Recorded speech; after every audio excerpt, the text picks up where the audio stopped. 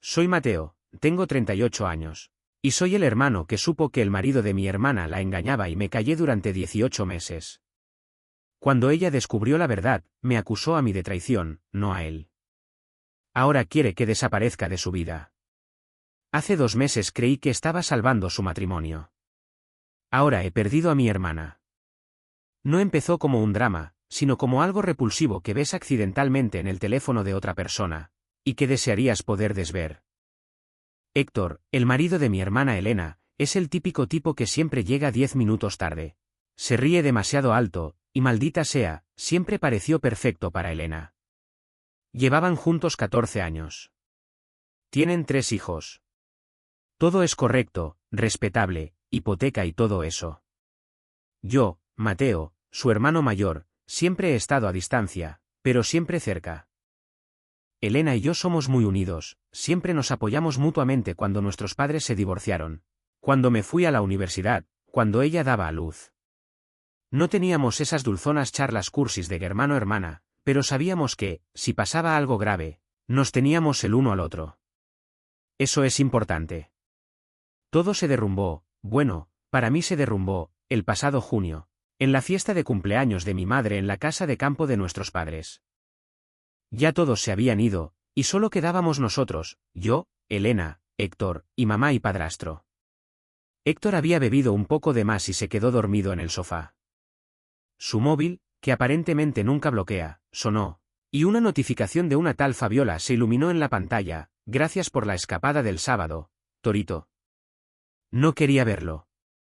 Lo juro, solo estaba buscando mi vaso. Pero lo vi.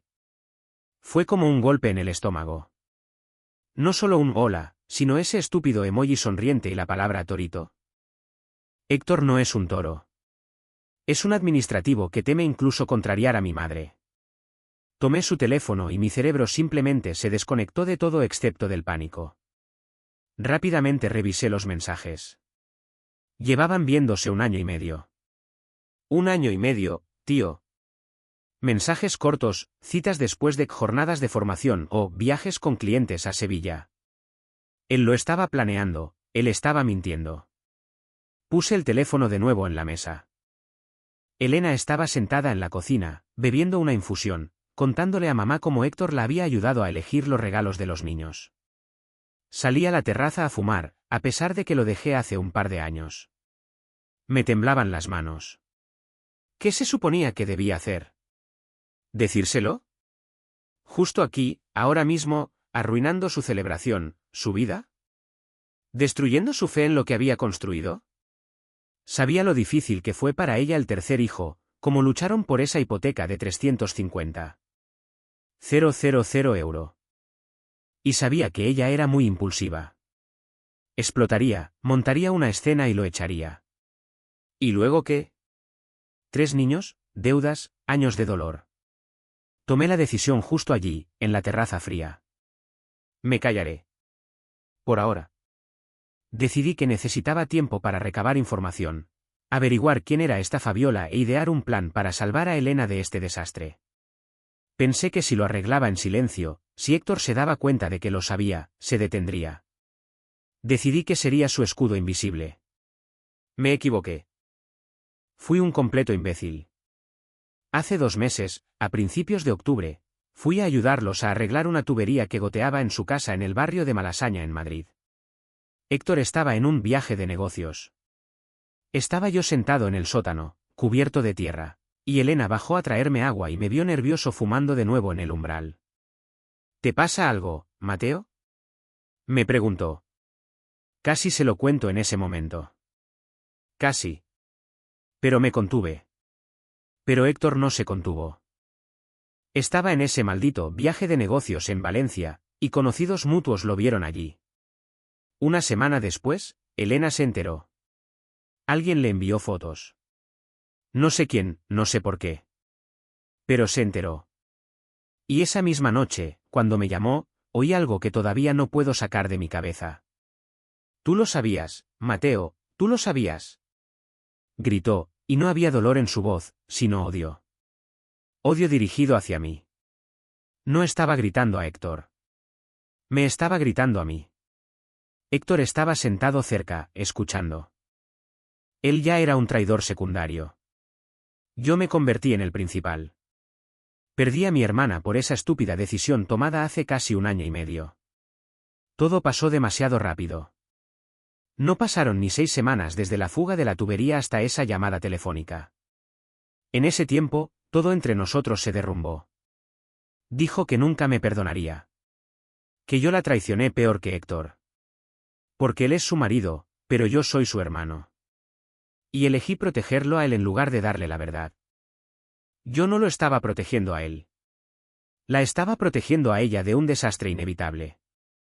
¿O solo me estoy convenciendo de eso?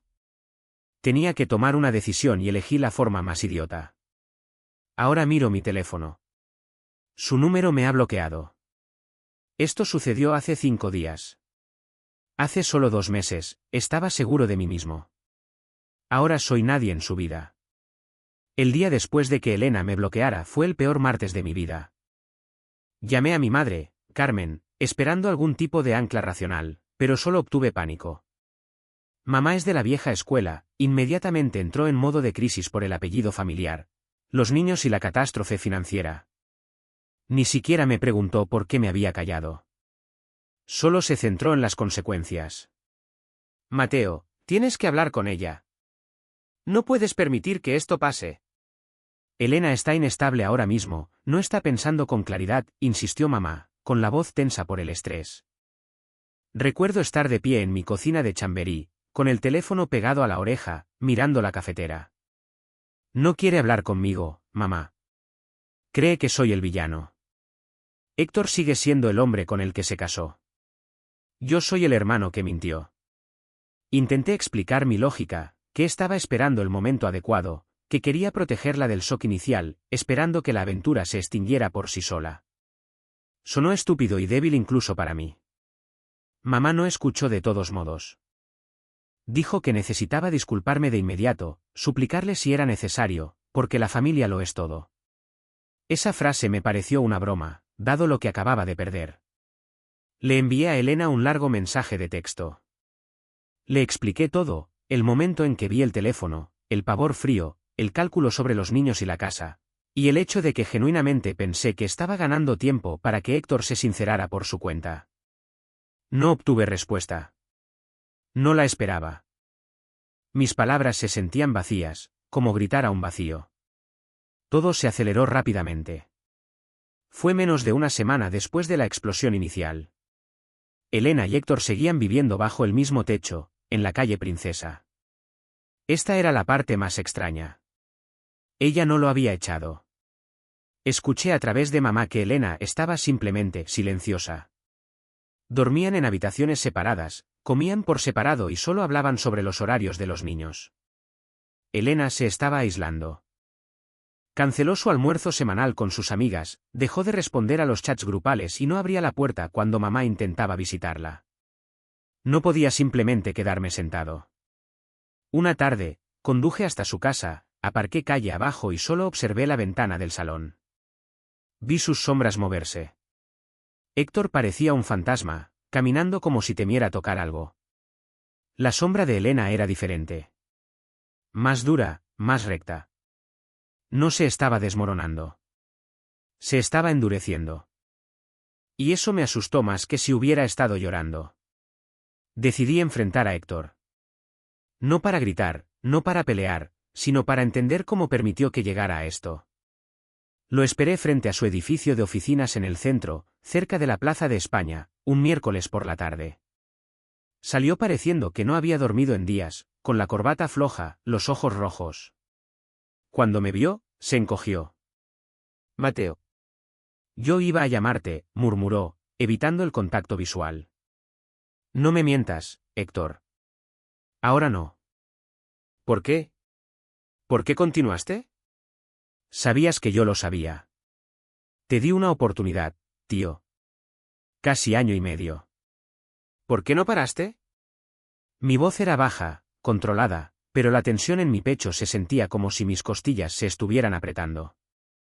Finalmente me miró. Sus ojos no estaban arrepentidos, estaban asustados y, extrañamente, a la defensiva. Es complicado, Mateo. No se trataba de Elena. No lo sé. Me sentía asfixiado. Y Fabiola, ella solo escuchaba. Intenté parar. Después de Navidad, lo intenté. Pero se hizo más difícil una vez que tú lo supiste. Me sentí atrapado por tu silencio, también. Eso me golpeó fuerte. Estaba culpando a mi silencio por su engaño continuado. La lógica era insana, pero su desesperación era real. Dijo que había estado planeando terminar con Fabiola esa misma semana, antes de que salieran las fotos. Elena no me habla, Héctor. Me odia porque no le conté lo que hiciste. Arregla esto. Dile que intenté protegerla a ella, no a ti. Dile que solo fui un idiota que tomó una decisión terrible, no un traidor malicioso. Él dudó. Miró más allá de mí, luego regresó. No puedo. Todavía no. Está demasiado enfadada. Si te defiendo ahora, pensará que estábamos juntos en esto. Ella necesita un solo objetivo ahora mismo, Mateo. Y ahora mismo, ese eres tú. Lo siento. Lo siento de verdad por todo. Ese fue el giro. Héctor, el verdadero infiel, estaba usando la rabia redirigida de Elena contra mí para mantenerse marginalmente a salvo. Me estaba dejando recibir el impacto total de su odio. Me quedé allí, observándolo subir a su maltrecha berlina, y me di cuenta de que mi decisión inicial de salvar a la familia solo me había convertido en el chivo expiatorio perfecto. Había protegido a una serpiente, y ahora me estaba mordiendo. Los 2 meses estaban lejos de terminar, y ya sentía que las paredes se cerraban. No sabía cómo luchar contra esto, porque luchar significaba herir a Elena aún más, y eso era lo único que intentaba evitar desde el principio. La tensión era sofocante, no solo entre Elena y yo, sino en toda la familia. Había pasado 1 semana y media desde el descubrimiento, tal vez unos 13 días en total desde que Elena recibió esas fotos. Cada llamada con mamá se convertía en una reunión táctica sobre cómo acercarse a Elena sin provocar un colapso total. Mamá insistía mucho en que simplemente me presentara en la puerta de Elena. Solo preséntate, Mateo. Eres su hermano. Necesita ver que sigues siendo su familia, incluso si te equivocaste. Llévale su plato favorito de tapas, suplicaba. Yo sabía que era una idea terrible. Elena no buscaba tapas, buscaba espacio, lo que es más importante, una razón para tener razón en su enfado. Intenté explicárselo a mamá, pero ella seguía enmarcando la situación como un simple malentendido que podía arreglarse con un abrazo emocional. La peor parte era que se acercaba el Día de Reyes. Faltaban menos de 2 semanas y tradicionalmente, toda nuestra familia se reunía en casa de mamá. Mamá me preguntó directamente, ¿vas a venir? Porque Elena ya dijo que no vendrá si estás tú. De hecho, dijo, si Mateo está allí, llevaré a los niños a una cafetería y pasaré la fiesta sola. Ese fue el golpe más duro. Elena estaba utilizando a los niños y la fiesta familiar más importante como arma. No solo estaba enfadada, estaba tratando activamente de extirparme de su vida, estableciendo un ultimátum que dañaría a todos los demás. Dile que no iré, dije, con las palabras sabiendo a ceniza. Dile que estaré ocupado. No quiero obligarla a elegir. No voy a ser la razón por la que esos niños no vean a su abuela en Reyes. Colgué, sintiéndome completamente vacío. Había sacrificado mi relación con mi hermana para proteger su matrimonio, y ahora estaba sacrificando mi lugar en la mesa familiar solo para evitar una confrontación directa que ella deseaba. Ella necesitaba que yo desapareciera para poder procesar su dolor en paz, y yo le estaba dando lo que quería, pero se sentía como dejarla ganar una batalla destructiva. El verdadero conflicto estalló el sábado siguiente. Héctor me llamó. Su voz era temblorosa, baja. Mateo, necesito tu ayuda. ¿Podemos vernos? Que no sea en casa. Me mostré escéptico, pero la curiosidad, o quizás solo la esperanza desesperada de arreglar las cosas, me hizo aceptar. Nos encontramos en una cafetería cutre cerca de la autopista M30. Héctor se deslizó en el box frente a mí, con un aspecto genuinamente aterrorizado. Está empezando a hablar de las finanzas, susurró, inclinándose. Está sacando todos los extractos bancarios, las facturas de tarjetas de crédito. Encontró los recibos del hotel de Valencia. Pero aquí está el problema, también encontró esa suma global que deposité el pasado mayo. Sentí un frío caer en el estómago. ¿Qué suma global, Héctor? La del accidente de coche. ¿Recuerdas? ¿Cuando di un golpe por detrás a esa furgoneta? El reclamo al seguro. Eran unos 7.000 euros, 7.000 euros. Le dije a Elena que tuve que usarlo todo en reparaciones, franquicias y primas más altas para el próximo año. Pero no fue así. Usé tal vez 3.000 para las cosas reales del coche. El resto. Saqué 4.000 euros y los usé para pagar parte de los préstamos estudiantiles de Fabiola. Estaba en un apuro y me amenazó con contárselo a Elena si no la ayudaba. Lo miré fijamente, incapaz de procesar la estupidez. Espera. No solo engañaste, Héctor. Robaste 4.000 euros del fondo de emergencia familiar. ¿Mentiste sobre ello y lo usaste para pagar a la chica con la que te estabas acostando?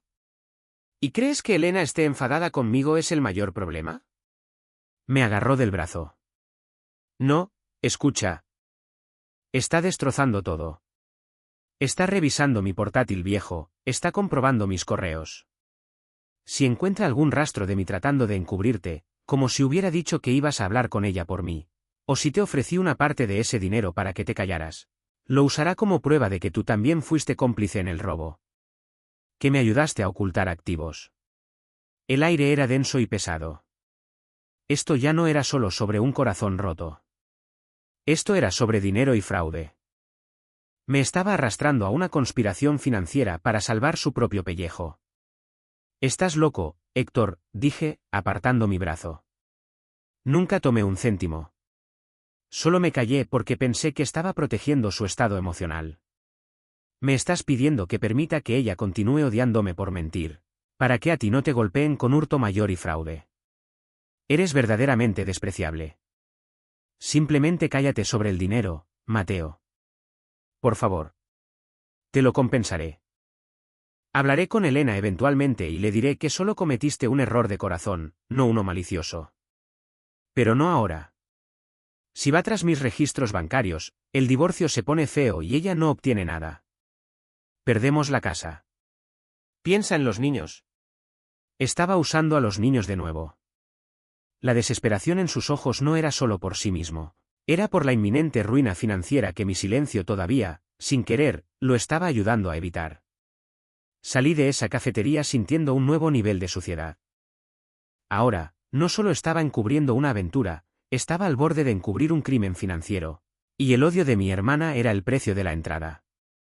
La decisión inicial de mentir fue estúpida, este nuevo conflicto era peligroso.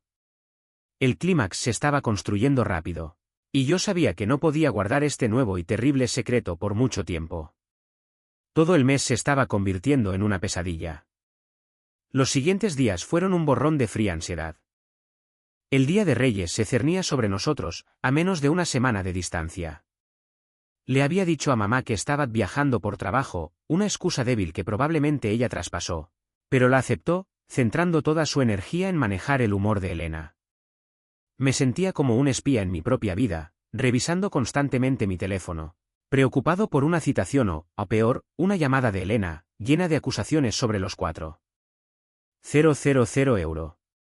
Seguía reviviendo la conversación con Héctor. Esencialmente admitió haberme usado como escudo de carne tanto para sus transgresiones emocionales como ahora financieras.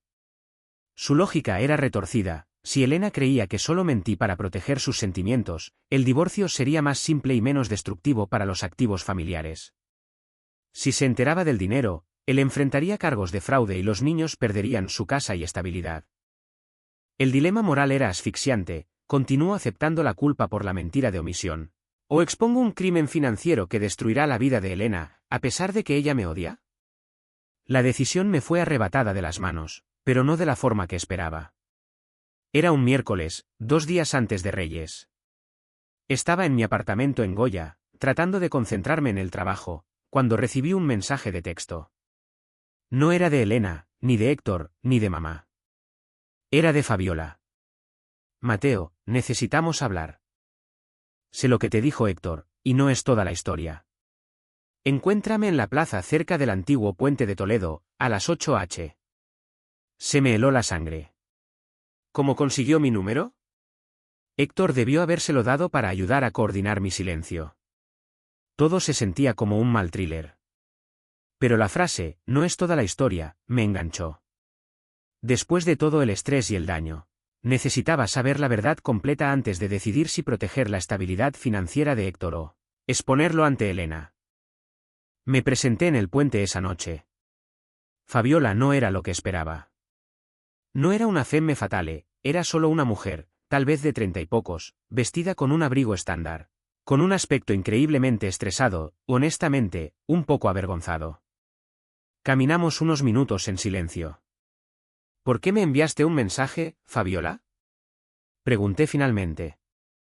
No quiero tener nada que ver con este lío. Y definitivamente no quiero hablar de Héctor. Se detuvo bajo una farola débil. Lo sé. Pero necesitas saber por qué Elena está centrando todo su enfado en ti. No es solo la mentira. Es la casa. Héctor no solo pagó mis préstamos con esos 4.000 euros. Eso es lo que me dijo a mí también. La verdad es que ya le había dicho a Elena que iba a refinanciar la hipoteca de la casa en la calle Princesa para consolidar algunas deudas, ¿recuerdas eso? Asentí lentamente. Eso sucedió hace unos 7 meses. Elena lo había mencionado como un movimiento financiero inteligente. Bueno, la verdad completa es que le negaron la refinanciación debido a algún antiguo embargo fiscal que no había liquidado. Entró en pánico. Los 4.000 euros estaban destinados a ser un pago inicial para un segundo lugar, más pequeño. Estaba planeando dejar a Elena, pero no podía pagar los honorarios legales y la mudanza hasta que liquidara ese embargo. Usó los 4.000 euros para pagarme porque yo estaba amenazando con contárselo a Elena 2 semanas después de que le negaran la refinanciación. Mi mente se aceleró. Así que, los 4.000 euros no eran solo para pagar préstamos, era un pago desesperado de dinero de silencio, pero el problema más grande era la casa. Luego, ella soltó el giro. La verdadera razón por la que Elena apuntaba a mí. La noche que se enteró de mí, no solo obtuvo fotos, continuó Fabiola, con la voz apenas un susurro. Revisó los correos electrónicos de Héctor. Tenía un borrador de correo electrónico guardado para su abogado, escrito hace aproximadamente un mes. En el borrador, se quejaba de que no podía dejar a Elena todavía porque necesitaba esperar a que Mateo se vaya de viaje, refiriéndose a estas fiestas de Reyes, para poder empacar secretamente sus cosas y organizar una reunión con un mediador antes de que ella pudiera reaccionar. Me sentí mareado. Nunca le dije a Héctor que me iba de viaje. Solo le dije a mamá que estaba viajando por trabajo, después de que Elena me bloqueara. Eso fue una mentira para salvar la fiesta. Héctor sabía que yo estaba cancelando por culpa de Elena. Fabiola negó con la cabeza. No, Mateo. Me dijo que le diría a Elena que tú le aconsejaste esperar hasta Reyes para presentar la solicitud, para que pudieras interferir con la familia mientras él ponía los papeles en orden. Hizo que pareciera que no solo estabas encubriendo la aventura, sino que estabas activamente ayudándolo a planear su escape durante una fiesta importante. Eso era todo. Esa era la verdadera razón del odio. Yo no era solo un hermano que mintió, yo era un cómplice intrigante que estaba ayudando a su marido a abandonarla en Reyes, tratando de robarle su casa y su vida. Héctor no solo me había dejado ser el chivo expiatorio, me había incriminado activamente como el maestro manipulador detrás de su plan de partida. Solo te dije esto porque rompí con él hoy, dijo Fabiola, mirando hacia abajo. Intentó culparme por la filtración de las fotos. Yo no las envié. Creo que alguien más se enteró. Pero no puedo dejar que arruiné tu vida también. Creo que Elena merece saber toda la verdad, sobre la casa, sobre su plan y sobre cómo te tendió una trampa. Salí del parque con una nueva y aterradora claridad. Tenía 2 días hasta Reyes. Finalmente tenía la verdad completa y devastadora que involucraba robo, fraude y manipulación emocional calculada por parte de Héctor. Pero si se lo decía a Elena ahora, ella no vería la verdad, solo me vería a mí, el hermano, intrigante, tratando de culpar a otro cuando estaba a punto de ser expuesto. El riesgo de que ella simplemente se negara a creerme era enorme, y la perdería para siempre. Tenía que encontrar una manera de hacer que ella viera la evidencia, sin que yo fuera el mensajero. La confrontación final era inevitable, e iba a ser fea. La mañana del Día de Reyes amaneció fría y silenciosa. Yo no había dormido. Pasé la noche repasando cada detalle que Fabiola había compartido, comparándolo con las patéticas súplicas de Héctor, y buscando pruebas. Me di cuenta de que la única manera de romper el muro de hormigón de odio de Elena era con evidencia irrefutable que no pudiera ser considerada una manipulación mía. La mentira inicial me había costado su confianza, solo una verdad innegable podría recuperarla. Y tenía que detener las consecuencias emocionales de la huida planeada por Héctor. Encontré lo que necesitaba en mis archivos de correo electrónico. Un breve hilo de octubre pasado. Héctor me había enviado un correo pidiéndome una recomendación para un abogado de divorcios barato, y yo me había negado instantánea y airadamente, diciéndole que tenía que ir a casa y decirle la verdad a Elena, no huir. Había olvidado por completo ese intercambio, pero demostraba que yo estaba en contra de su plan desde el principio. No probaría el robo de los 400 euro, pero desmantelaría su narrativa de que yo lo estaba ayudando a planear su emboscada de Reyes. Conduje hasta la casa de mamá. No me importaba la fiesta, ni la comida, ni la alegría obligatoria. Necesitaba a mamá como testigo. Cuando entré, ella me miró aliviada pero confundida. Mateo. ¿Y tu viaje? Susurró, apartándome. No hay viaje. Estoy aquí por Elena, dije con firmeza. Conozco toda la historia, mamá. Y es peor de lo que crees. Llama a Elena y a Héctor a la sala de estar. Ahora. El aire estaba eléctrico con resentimiento reprimido. Elena llegó con los niños, con el rostro cubierto por una máscara de fría furia cuando me vio. Héctor parecía estar a punto de vomitar su cena de cordero antes de siquiera probarla. Los niños, benditos, corrieron inmediatamente hacia mí, dándome un abrazo.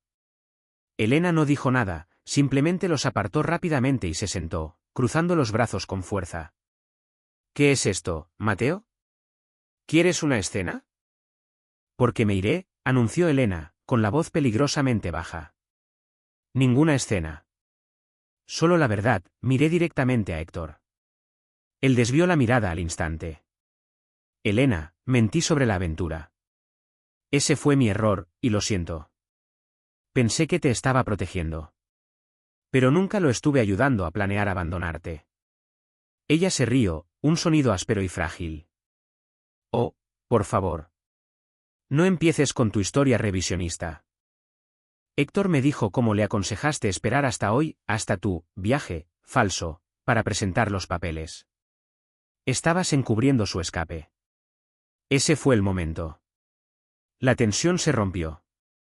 Te mintió, dije, sacando mi teléfono y abriendo el correo electrónico. Este es un hilo de correo de octubre. Héctor me pidió un abogado de divorcios. Le dije que no. Le dije que fuera a casa y te dijera la verdad. Nunca estuve de su lado, Elena. Estaba intentando salvar tu matrimonio, estúpidamente. Él usó tu rabia hacia mí como un escudo para encubrir sus verdaderos crímenes. Dudé, mirando a Héctor, que estaba sudando profusamente.